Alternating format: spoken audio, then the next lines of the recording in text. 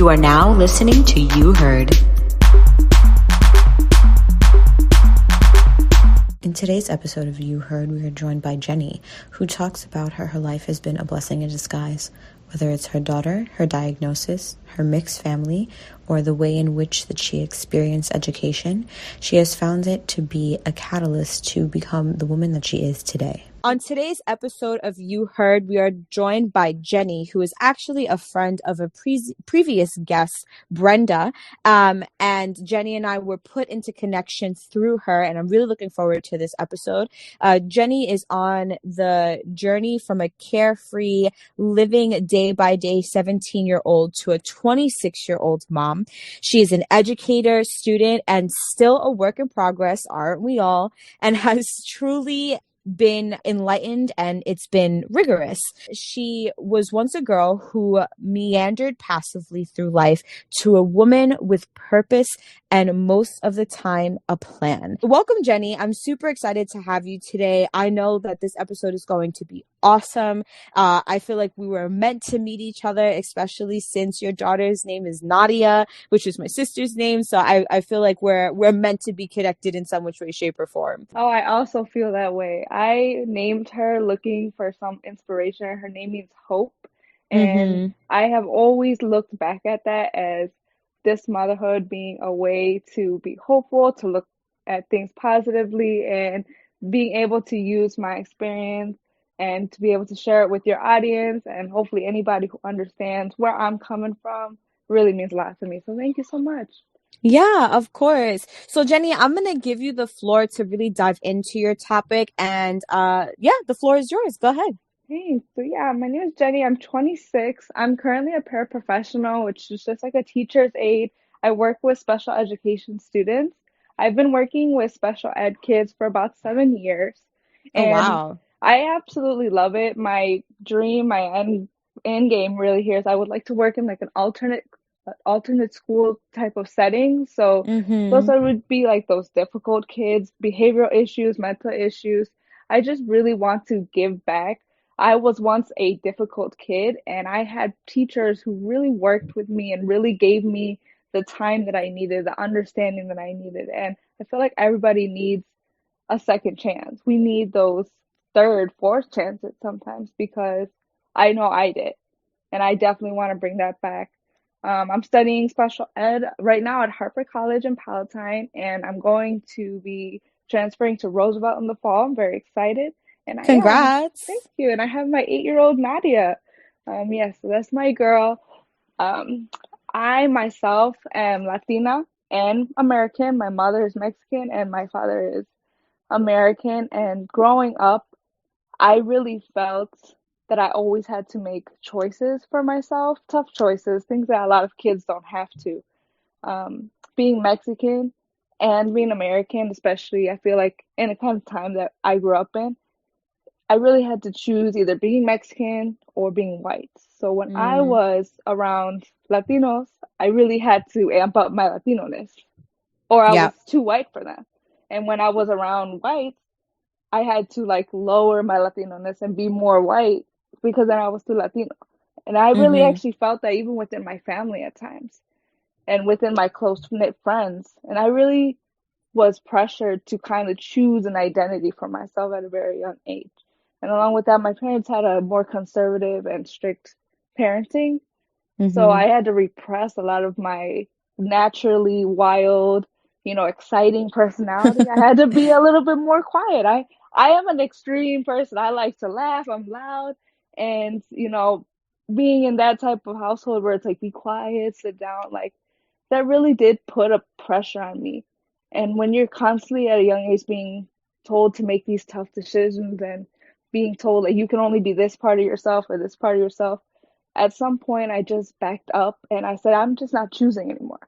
I'm just gonna let things go with the flow and kind of walked away from my own boundaries, from my own life, and I just gave it all away to just be very go with the flow. And being so young and being constantly upset or angry took like a toll on me. And I Mm-hmm. kind of decided that I was just either going to be happy all the time or nothing. I like would Okay. turn off my feelings. as a Mm-hmm. protection because I didn't like feeling upset. So Yeah. I would turn myself off, but that would bring me into even more extreme emotions because when I was upset, I was upset. And whether that was anger or sadness, so I would get in trouble at school. I had spent time in an alternate school. I saw plenty of suspensions, Saturday schools, anything of that sort. I definitely, was involved in those types of things. And it was just because I really didn't have an outlet for what I was feeling. And I didn't really have the words. Even Mm-hmm. if I had the outlet, I didn't know what I was feeling because I Yeah. had blacked out. I had turned off my feelings and I had decided, oh, I'm only going to be happy. But that's not how life works. You can't always be Absolutely. happy. So Mm-hmm. when those Mm-hmm. little things would happen, I wasn't extreme. So that was difficult. Yeah, I can relate to that so freaking much. It's not even funny. Like you telling me that, I was just like, "Ooh, Like I've been there. flashbacks. I've been there." Yeah, I was like, "Oh, okay." Like we get each other. Hmm. But I think, it's kind of to you saying like you didn't want to feel, and when you would feel, you would essentially black out. Like I Hmm. know that I used to get that when I was in middle school. They put me in anger management, and I was like, why? I don't understand why you're putting me in anger management. Of course, now that I'm older, I understand, but I thought, middle school me was able to manage my anger pretty well, but I guess I couldn't. Thinking about you talking about how you pretty much had to turn on and off certain parts of yourselves depending on the environment that you were in and who you were surrounded by, I think very much goes hand in hand into like when you actually felt your emotions, which is you in your rawest form. Yeah. It's like, no, I can't deal with that because you were never really allowed to fully embrace your whole self at any given time. So when your whole self came out, you were like, oh hell no, like we can't do this. And if anybody knows, like the more pressure you put on something, it explodes. Hmm. And it can be like a dangerous explosive, or it could be like, oh, pressure and you turned into a diamond explosive, Hmm. which, I think for both you and I, just based on what I do know about you and the few conversations that we had, we're a little bit of both, and that's perfectly okay. And yeah, I totally understand and relate to, I guess it's called code switching when Yeah. when you code switch, when you're in this kind of environment and you put this face on, and you are in a different environment and you put that face on. I'm also mixed. I am Italian American. I'm also Puerto Rican and Dominican. My Puerto Rican side has been here for 2 generations. My Dominican side, I'm first generation. My Italian side, I'm fifth generation. But I grew up in my Italian American household, but my community and the people that I related to were all, Puerto Rican, Dominican, and like Afro Caribbean. So for me, like my understanding of self was from that, because those were my friends, those were the people that my mom surrounded me with as well. And my mom very much has a lot of traits that are associated with those communities as well, because that's who she grew up around. I can't sit here and say that we like practice any kind of Italian tradition and anything outside of like making lasagna for Christmas. But outside of that, like there isn't anything that's really, at least in my generation, that's very Italian about us outside of the lasagna and our last name. To like, that's it. I think by the time that I got to high school was when I really tried to further understand like my Latina-ness, and I was a part of different programs and stuff. But on the flip side, I also like had a scholarship to my high school that was like the Italian American tri-state something or another. And when I was put into that space and for that time to like represent that scholarship, I very much felt like I needed to kind of present myself a little bit differently because, I related more to this like Latina side. But when I was in that Latina community, or the Latino community in general, I also, especially since it was a community that was like Latino academics, which is very different than like the community that I grew up in. Like we didn't give a shit about what school we went to or what we had as our grades or whatever. Like we were just friends. We were just chilling. Like that's just who we were. But it being like a college preparatory, like leadership program where you're a part of this, that, and the third. And it's all about your titles and your accolades and what you're bringing to the table. I felt like I needed to be something that I wasn't necessarily like, I wasn't raised with a lot of these, different cues that were a part of the Latinos that I was around. My reality and my experience was very, very different. So yeah, I can relate to that code switching and how exhausting that can be. And then when you're finally presented with your like real truest self, you're like, what the hell do I do with this? Because I've never fully embraced the whole me. And it's very conflicting. And I love how you put all that because I would feel sometimes like I was just getting so many mixed messages, so many mixed signals. When I was with my Mm-hmm. American family, they were telling me, oh, you have to go to college, like, you have to do this, you have to do that. And I'm first generation of my Mexican family. And it's like, you got to work hard, you have to consider your traditions, you have to Mm-hmm. live this, you have to dress a certain way, live a certain way. And Americans, it's like, live your life, and I was just constantly on the both sides of things. And one thing Yeah. that my parents did relate though is me, I was the first person in my family to graduate from college. My dad being Mm-hmm. American, he didn't have his father. My grandmother was single mother, so they both related to a lot of pain in their family. And it didn't take Mm-hmm. until I was going through my own counseling and my own therapy that I really understood that their pain and how they were really scared of the world. And me being so like having such a free spirit, that was definitely, I would definitely say that was hard for them. But I Yeah. really had to look deep inside of myself and put the pieces of me together and put them as one because I had to realize that going to school did not take away being Mexican.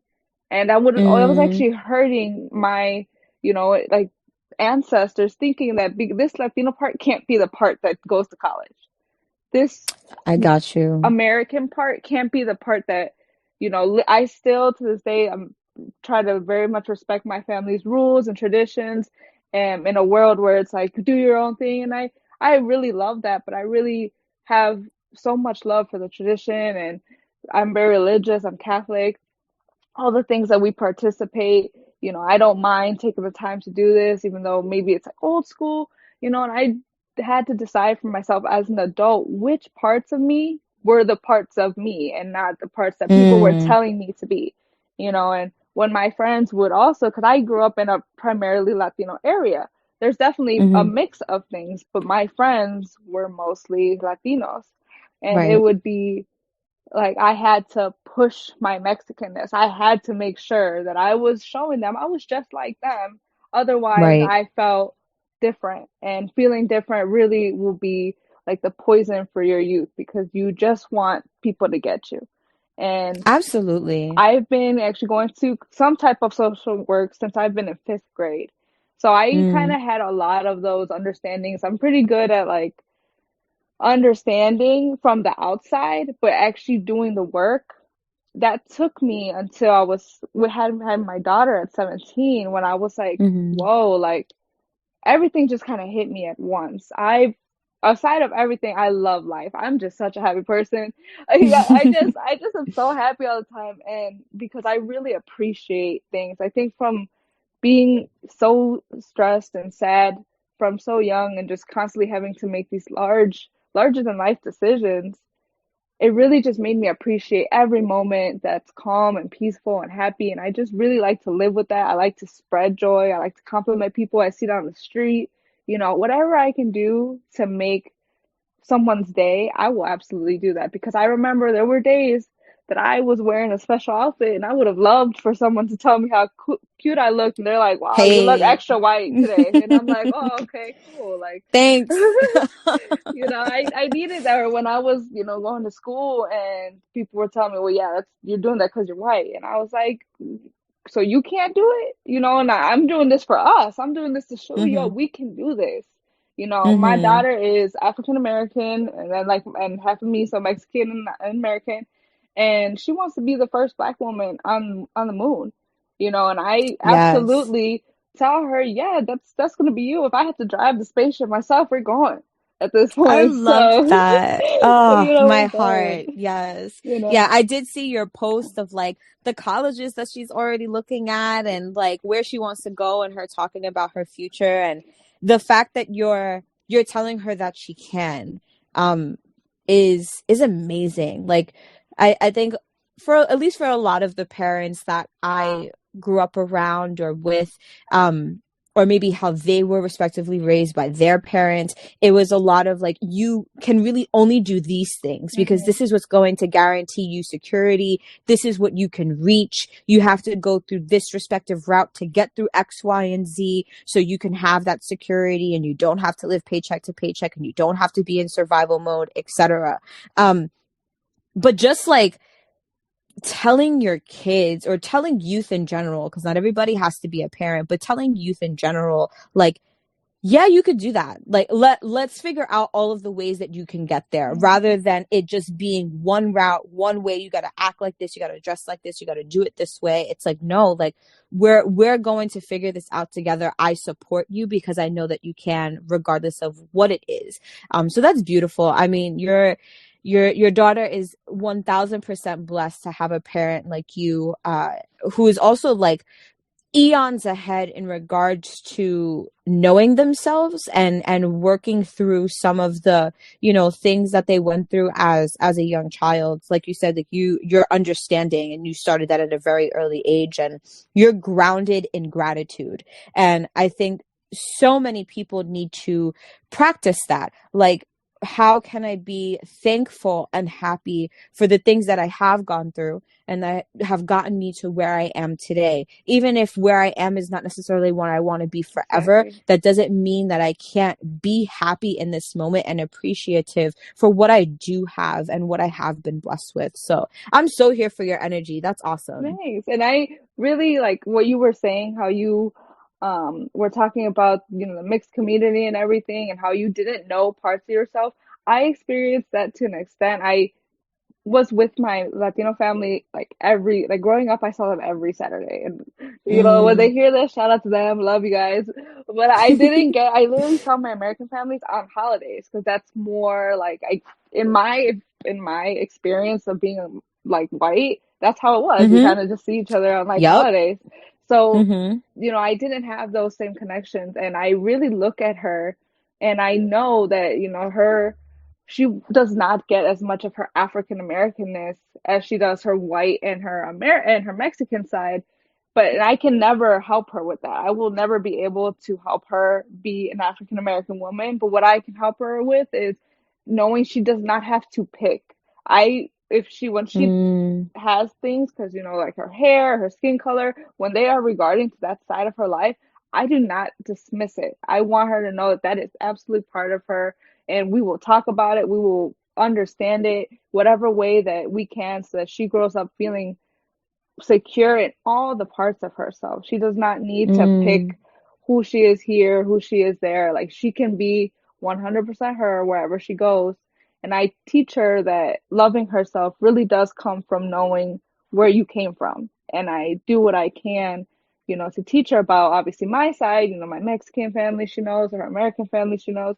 And she doesn't really have a lot of her African American family, but I definitely do other ways, whatever I can to just always emphasize that I do um, like a lot of reading with her about African American stories. I show her African American businesses. You mentioned the post, and that's about when she was talking about colleges. We were looking at an National African American College, which is FAMU, Florida A&M University. Um, Yep. and I'm really excited for her because that's the one that's her favorite.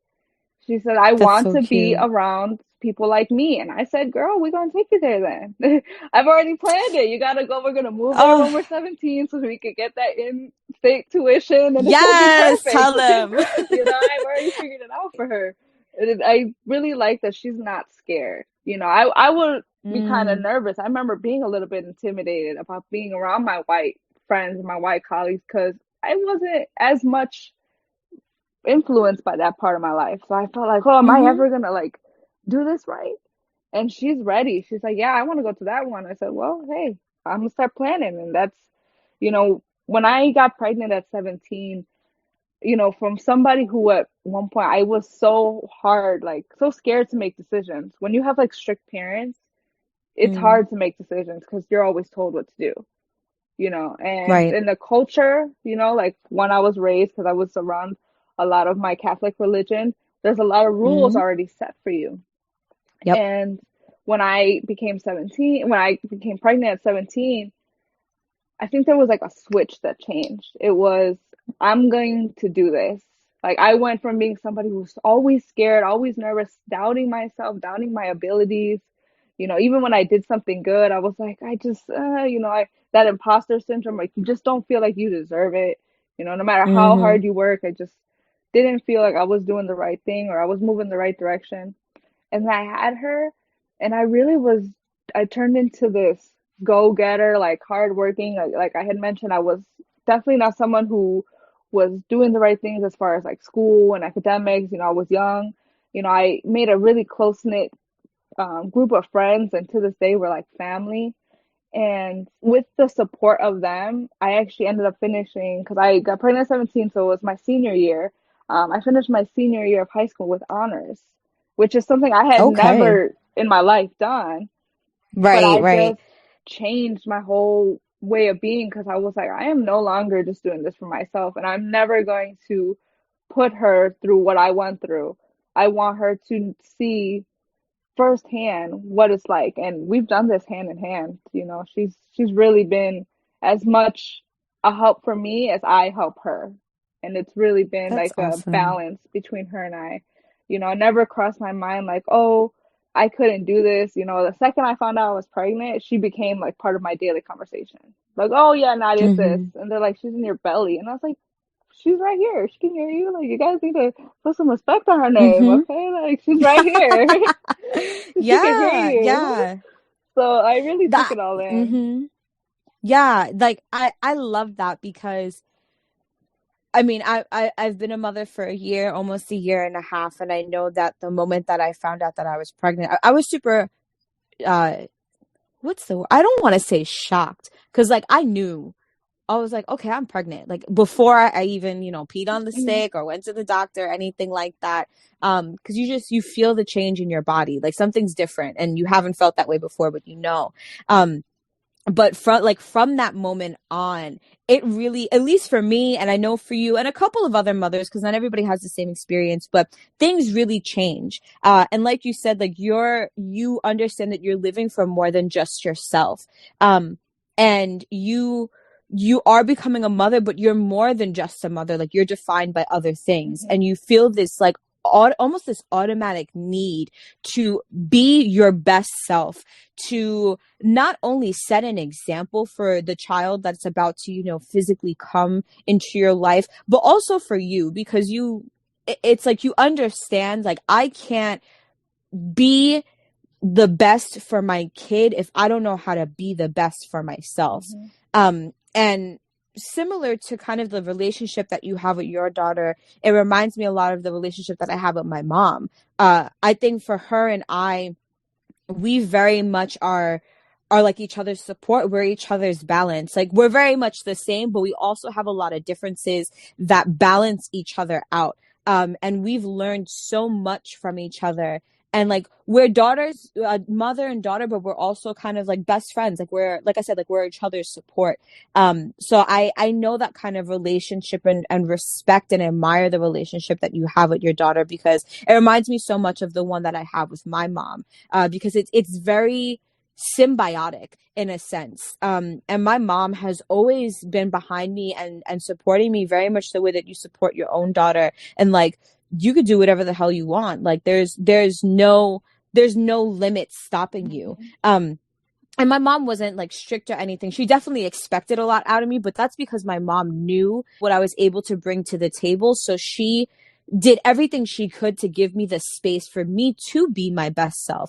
And of course, there were hiccups along the way, and I definitely wasn't the perfect daughter, and I had my own issues and stuff. And she gave everything she possibly could give to me emotionally, which I think that's probably the sector that she struggles with the most, just because, she didn't necessarily get that from her mom. But everything she did give me were all the tools I needed to become the woman that I am today. And I know from experience that your daughter is going to be the same exact way. Like all these tools that you're building for yourself and you're passing down to her, are just going to make her into this like amazing, young woman one day. And again, like being able to understand the importance of giving yourself space to be your full self, like that alone, you're contributing to the next generation of people who are going to contribute to this world. And there needs to be more people that are out there that like understand and love their whole selves, because the world will just be different if more people did that and were able to stand in their own power and be firm in that, rather than this like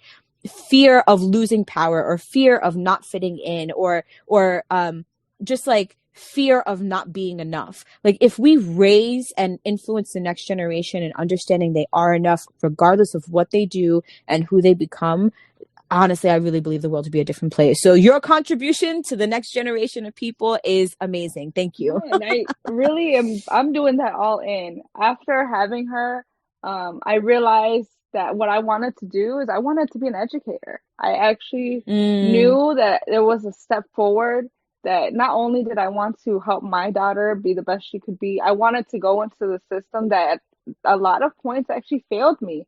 There were times that yeah. I really did need help, and I remember I played basketball for a couple years, and I Mm, would get suspended so much, and I ended up getting kicked off the team because they said they couldn't trust me to be there. And I remember mm, feeling the hurt, and it, I have yet until I think maybe last year played basketball. I just couldn't do it anymore because when somebody who I respected, which was my coach, told me, I can't trust you, it broke me because that was the only thing I had. And that was, of course, my yeah. fault. I was acting out and, but the way that I was presented to me, that hurt me. And then when I was, getting in trouble all the time, I was being told, like, yeah, you're never going to be anything, like, you're not going to graduate, like, this is the life you want. And when you're told things over and over and like that, you will believe it. And part of the reason why Right. I basically turned myself into like a shell as far as emotions was because I didn't want to believe those things. So I didn't want to take them Mm-hmm. in. And I felt the only way that I could, because being that I'm kind of an all or nothing person, I was like, it was Mm-hmm. nothing. I wasn't gonna feel it. I was just gonna brush it off. It's whatever, it was cool. But when I started teaching, I really came into this knowing that I wanted to make a difference. And one of the reasons I went into the special ed was because I remember being in those alternative schools, being in class and having the little desk that's like, it's like a jail. Like it has a top part and it has two things on the side, and you just face it the entire day. It's 7 hours of complete silence. And I was like, That's that's crazy. not really how you fix. I needed someone who was asking me, why are you always so angry? And honestly, I couldn't have told them because I didn't understand. But maybe I would have been able to understand a lot sooner if the social workers were working more with helping me instead of controlling me. Because it was a lot of me being Mm, in control, of me being controlled. Like, okay, we just want you to stop. We don't really want to know why, but we want you to stop. And I actually, at 17, was before I had Nadia, I had community service because I had gotten arrested for fighting.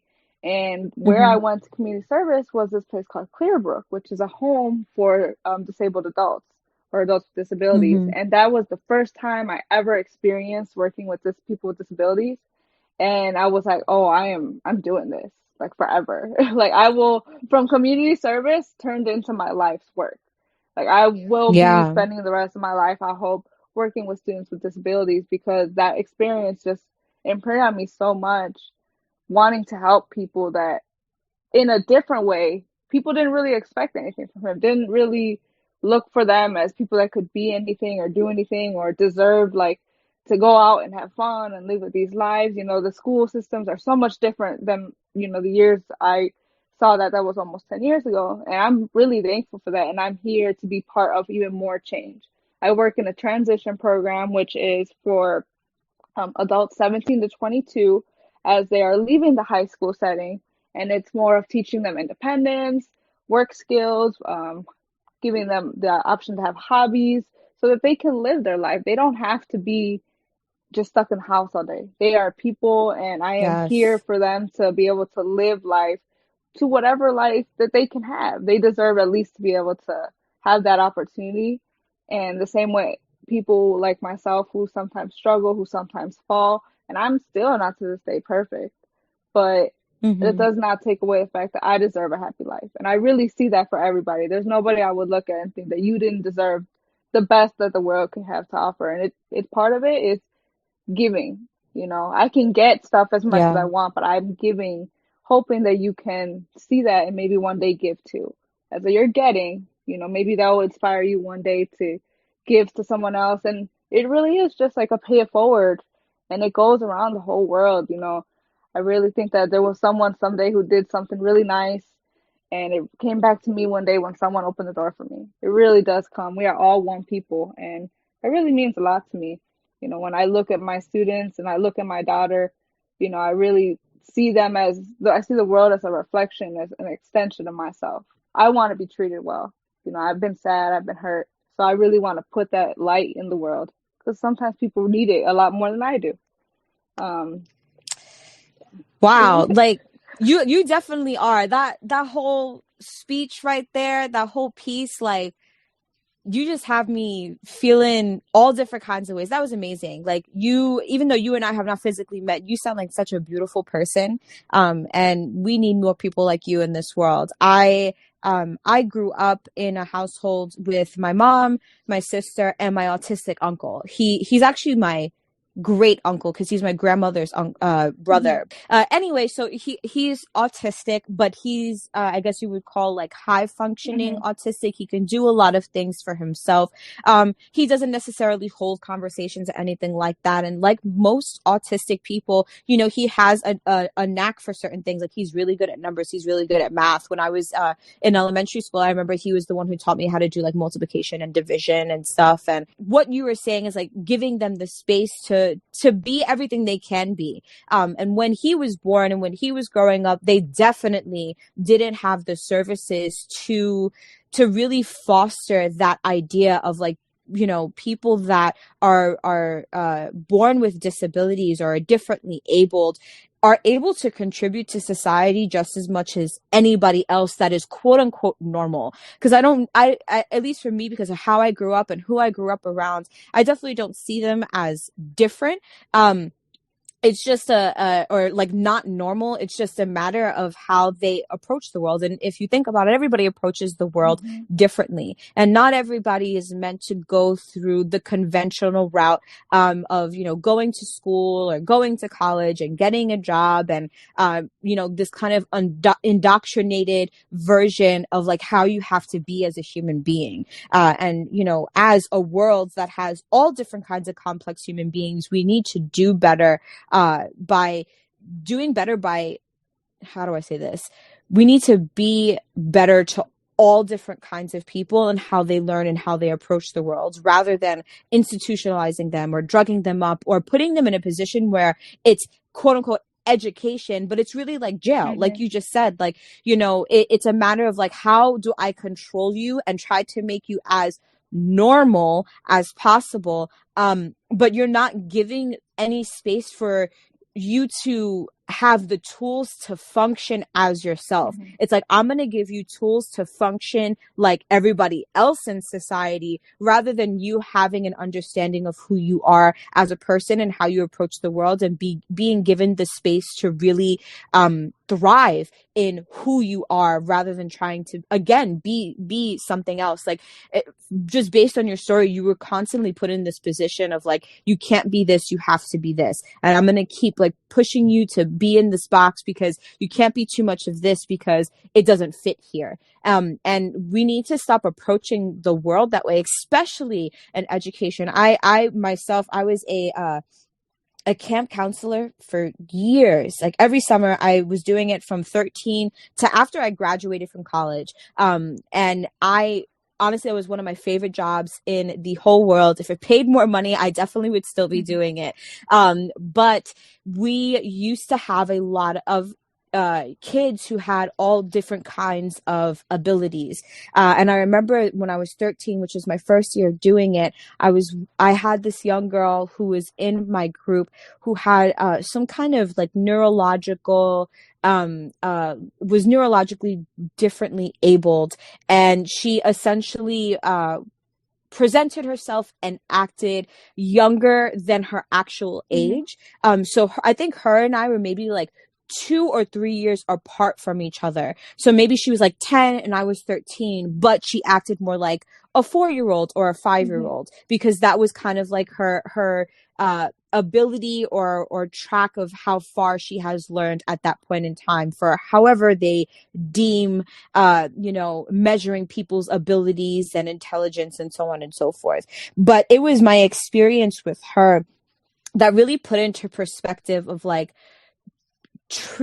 giving people to the space to be them whole selves. Like it wasn't my job or my peers and colleagues' job to control her to be like all of the other kids. Like first of all, we were working with little kids, so all little kids don't act the same. We train them to be the same, so Hmm. by the time they're adults, everybody's pretty much like everybody else with the same amount of stress and ridiculousness trying to navigate the world. But all little kids are always going to push buttons and test limits and stuff like that. But it was a matter of like, how do I create the best environment for her to just enjoy her summer, because that was our job. Like our job was to just get these kids to have fun during the summer, and we would go on trips and we would do arts and crafts and we would have gym. And it's like, okay, she approaches gym differently than maybe I would approach gym, or art differently the way that I would approach art. But how do I make sure as a 13-year-old to create the space for her to enjoy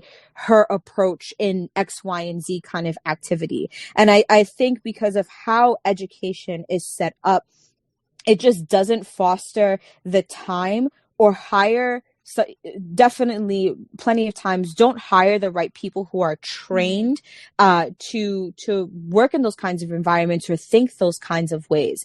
And kind of a lot to your story about when you were relieved from the basketball team, of people who are in education, whether you're the coach or you're the English teacher or you're the principal, the words that you use to communicate with kids sticks with them, and you have to choose your words wisely. So like, yes, you hold yourself accountable for not being able to like stay on the basketball team because of everything that you were going through in your suspensions, but your coach's choice of words and saying like, we can't trust you. I think trust is something that's very heavy, and to tell a child or a high school student or a young adult, we can't trust you, kind of like puts this sense of like, like we're unprotected when you're Hmm. around, or like this sense of idea of like, we can't be good if you're a part of the community, so like you need to go.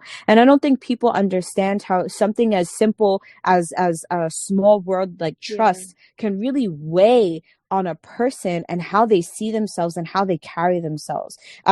And given teachers, so I commend you and give you so much respect, and all of the other friends that I know that work in education. You guys are given so much pressure because you're more than just an educator. You're a counselor. You're the second or third parent. You're helping people navigate education, emotions, their physical bodies, hormones, just everything. You're really helping these young people navigate their life because they spend so much time with you. And we shouldn't have to put so much pressure on people who are in education. But unfortunately, because of how our country has set up education, you are very much in that role. So being mindful of how you communicate with the students that you're working with is so important. And we need to do a better job in training ourselves, if we're not necessarily going to get the resources to be trained, but training ourselves to be better by the people that we're surrounded by. Yeah, and I one of the phrases I heard in one of like a it's like a pep talk one of my supervisors gave one day. But I think it relates to education as a whole, and that situation that I went through. It's you don't give them what they deserve, you give them what they need. Because I have had, Mm-hmm. working with special ed students, I've been sent to the hospital of students actually, getting physical with me. And obviously there's Mm-hmm. no way for me, and I would never, retaliate in any way. And I went back the next day and I was smiling and, and you just love them, or well, not the next day, but when I went back, and I was ready to be a teacher again. And that is just one of the unfortunate like work risks that I face. But it's you don't sit Yeah. there, you don't take it personal, you don't go home and you don't be angry about it.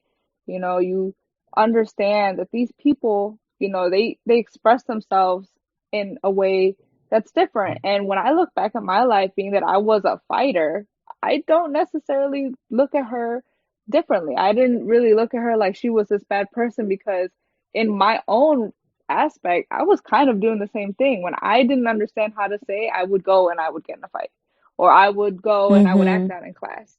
It's just, it doesn't look the way she looks, how we do it. And I didn't need to be in a special education classroom for it. But at the end of the day, no matter where I am in the education system, I should have gotten the education I needed. I should have gotten treated how I needed to be treated. When people are struggling, it's really important that we put our hand out for them because they need it. It might take them a while to reach up for that hand for one reason or another, but we need to make sure our hand is out, put something under it so it doesn't get tired and wait for them to reach Mm-hmm. out and take that hand because when they grab your hand and they feel that you are really there for them, that changes everything. Like it goes back to that Absolutely. trust. Like they know they can trust you. Like that you are there to help them. And I also for myself gave myself that time to trust myself. I trusted my decision. Being a teacher, it's really not a good place to not trust yourself. So I Right. really, and being a mother, like you don't not trusting yourself. So I really gave myself the credit. Like, yeah, I can do this. I really love my students. I love my daughter.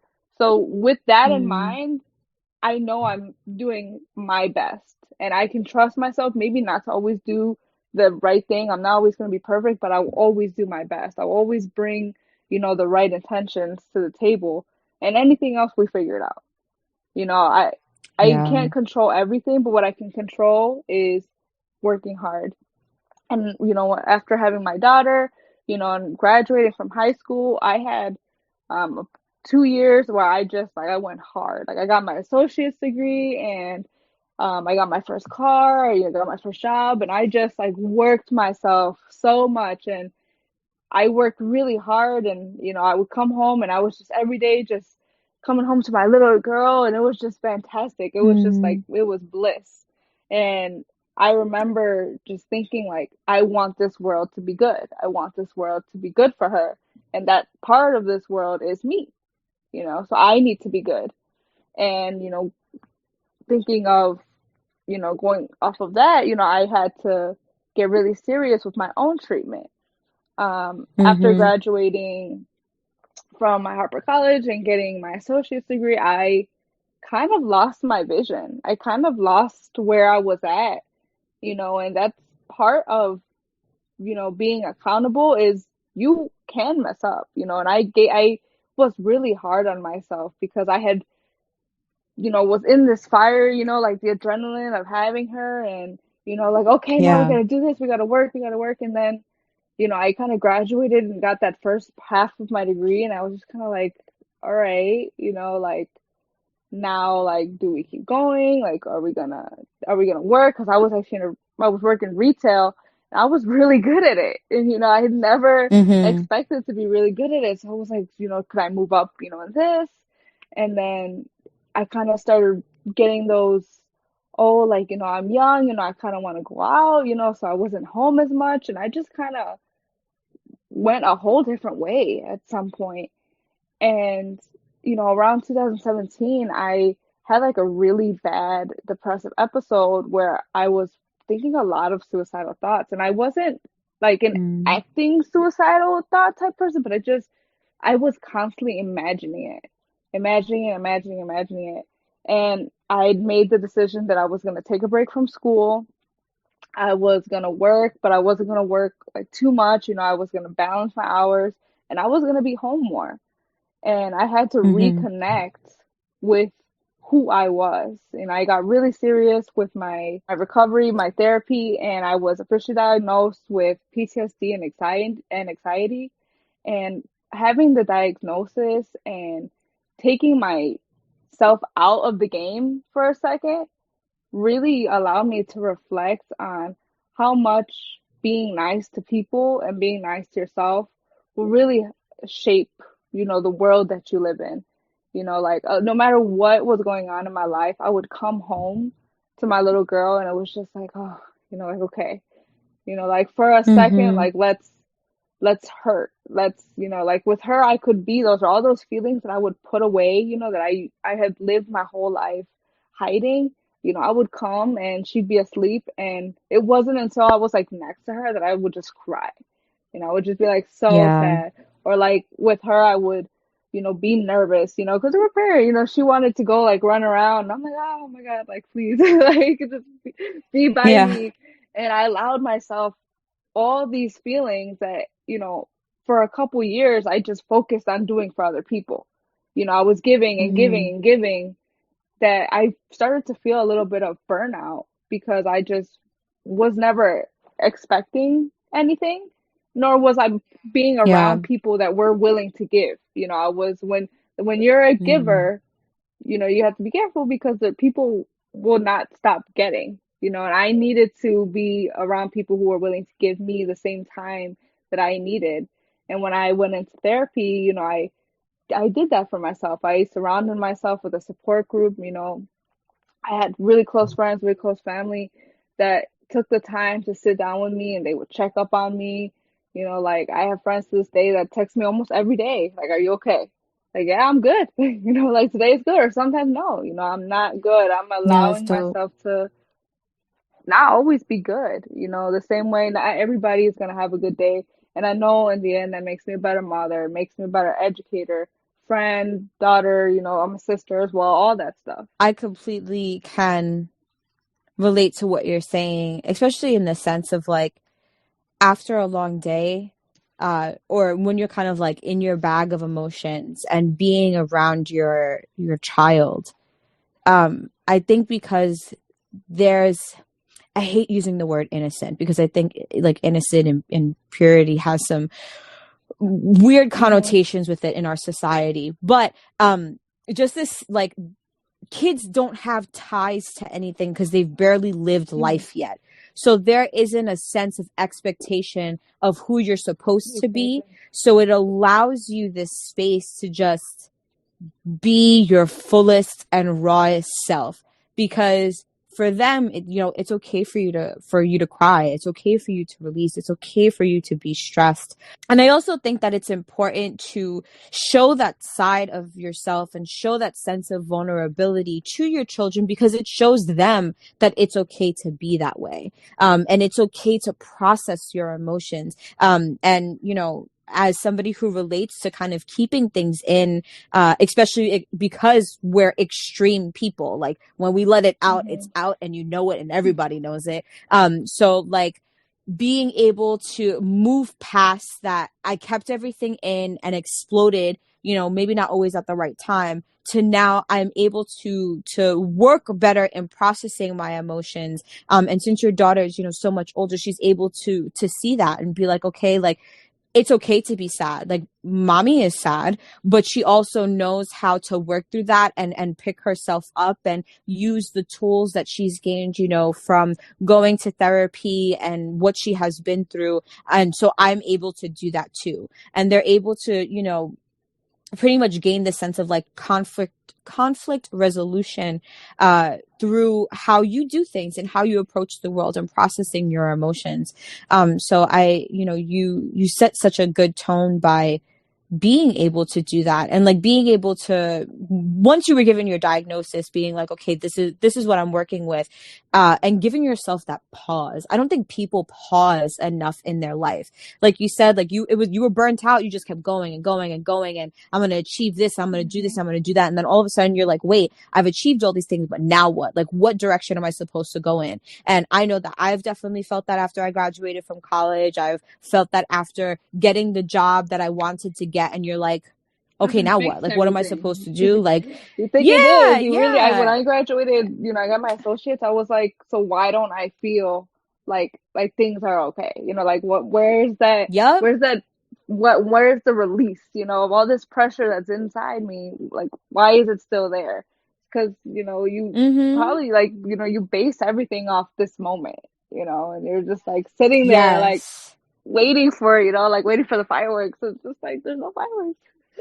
There's no fireworks. It's just kind of like a But quick yeah. woohoo and move on. Like I have so many friends that are like, I feel like I need to get my master's because I don't know what to do with my life. And I'm like, the same feeling you got when you got your bachelor's is the same feeling you're going to get when you get your master's. Like it's not going to solve anything. Or even like getting certain titles in your job or like moving to different fields and stuff like that. Well, it's like, oh, I need to be this kind of nurse, or I need to be this kind of doctor, I need to be this kind of engineer, I need to be, X, Y, and Z in education. And it's like, okay, well, when you finally get there, do you feel any more fulfilled? Like, no, like that sense of emptiness or that angst that you have inside of you is something that you have to resolve within you. Like there is nothing on the outside that you can Hmm. get that is going to change that. And I think it's so hard for us to realize that because in society, that's what we're told. Like we're told, once you get the job and once you get the title and once you get the salary, everything's going to be okay because you have money, you have security and all this other stuff. And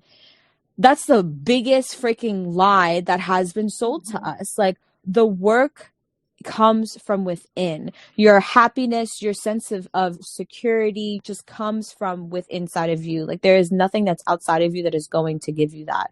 And I just think it's so ahead of your years or just centered in yourself and aware of who you are that you took a pause. Like I think that's a really big deal that you were able to recognize I need to stop for a second to recollect myself. I think that's major and that just really needs to be Yeah, and I emphasized. really wanted, I think anything that I would do really always came back to me wanting to be the best mom I could be. And I really saw Mm-hmm. that I was not being that person anymore. And I think above everything, I wasn't being myself, and I knew that, and I wanted to be myself, and I didn't want to be these pieces of myself anymore. Because once my daughter was here, that was one of the first times I was completely whole. I was, with her, Mm-hmm. I was everything, like she doesn't care if I'm loud on this day and I'm quiet on this day, she doesn't care if I'm this. She wants me in my entirety.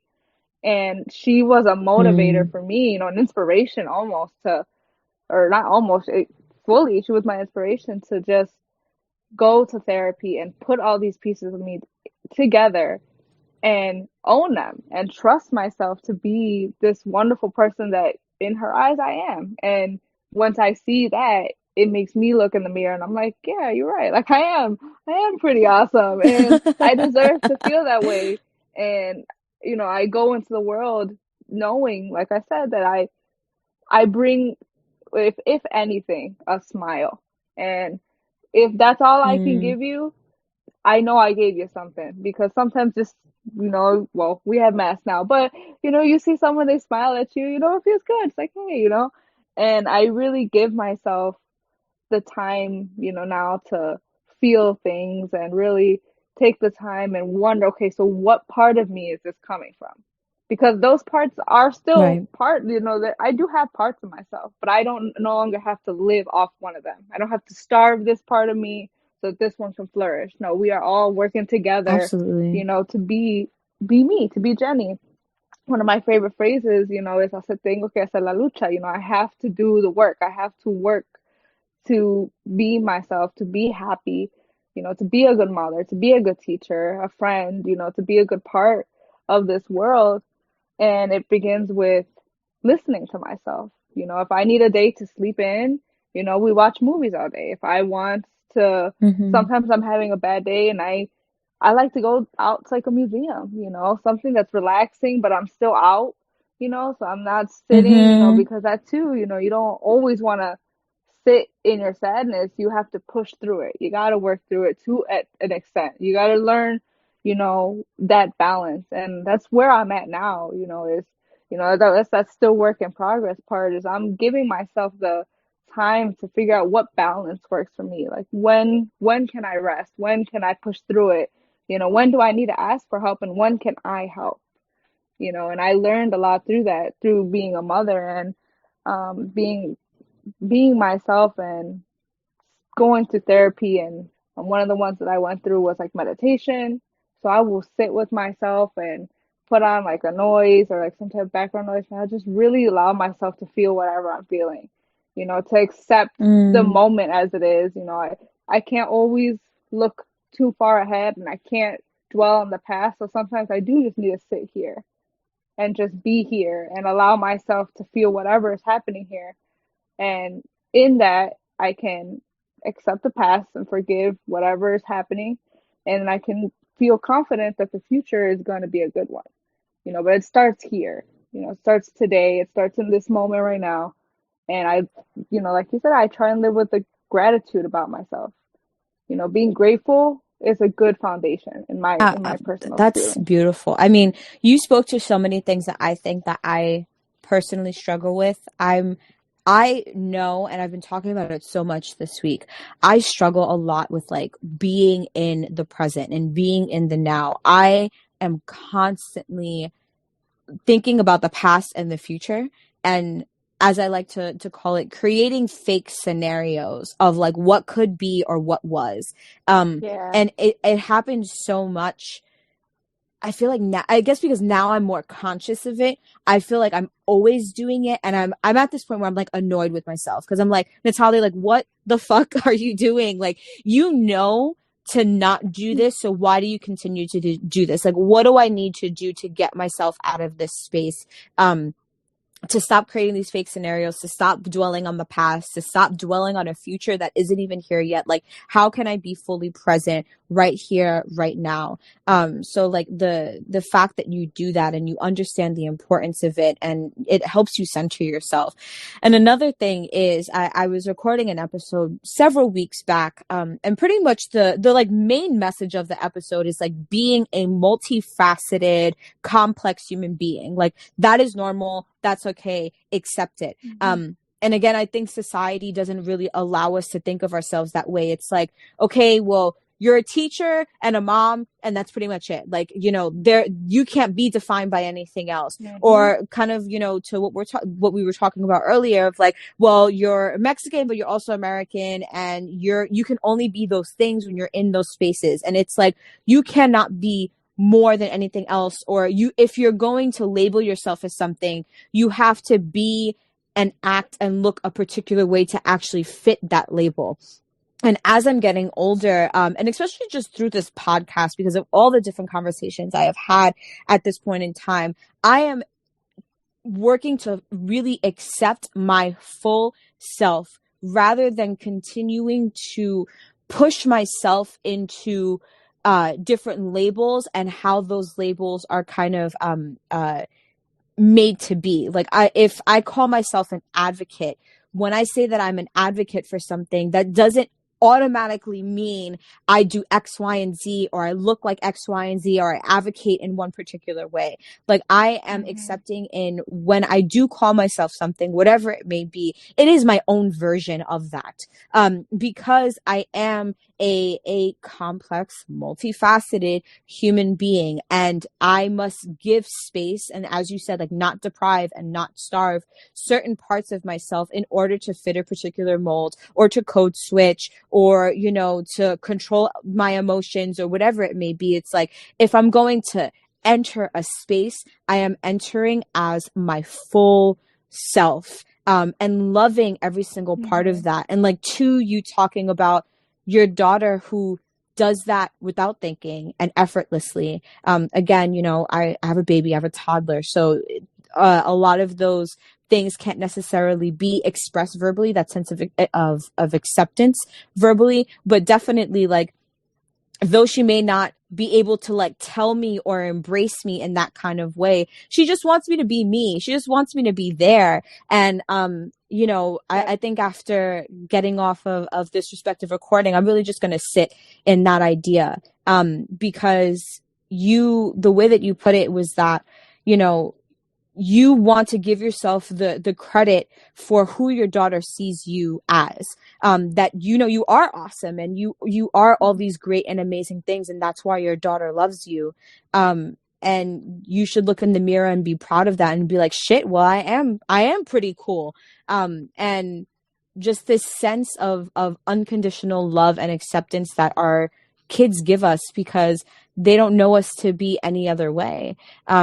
And by bringing your rawest and truest self is, the best thing that you can do for your kid and also for yourself. So I really, as somebody who has been a mom a lot longer than I have, your perspective and your experience has given me a lot more light and hope and a sense of perspective that I would like to kind of, adopt in my own life as my child grows, and gives me some kind of tools for me to carry myself and work through the things that I need to work through in order to very much show up for my daughter the way that you do. I know that I can, and I know that I've always had the intentions to, but you've definitely given me like images and examples and words to that experience and that journey. So I'm very thankful for you, sharing your story and just like being real and holding yourself accountable for whatever you have gone through, but coming out as this really amazing, awesome, beautiful person, Jenny. Thank you. Giving yourself the opportunity to be happy and knowing that you deserve it. It doesn't necessarily need to be from outside. It can really come from within, that we really all deserve to be happy and to trust ourselves to make the best decisions for ourselves. And when we give ourselves the opportunities to succeed the way we often do for our family and friends, we take our own advice, it really does change the way your life. We can think as much of the future as we want, or we can, be upset or think of the past as much as we want. But if we are living in the moment, both of those things all come together as one. Like your past will help you be a better person so that your future is, a wonderful future. You just got to be here and live it and, give everybody a smile.